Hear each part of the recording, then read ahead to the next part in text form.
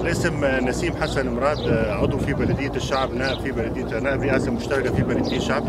اليوم نحن مجتمعين في سد مسقاف للقيام بحملة تنظيف السد. هذه الحملة تقوم بها البلدية، أعضاء البلدية، وبمساعدة منظمة بهار للقيام بتنظيف السد.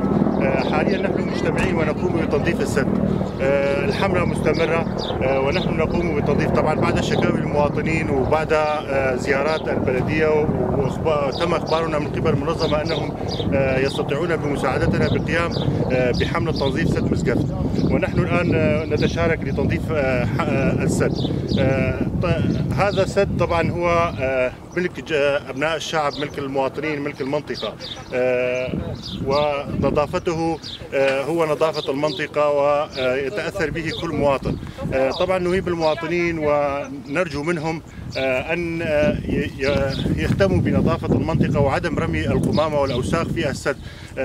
السد هو منطقة سياحية ومنطقة النزهات يقوم بها المواطنين، منطقة لكي يرتاحوا من عناء العمل ويرتاحوا يقوموا برحلة استجمام في المنطقة.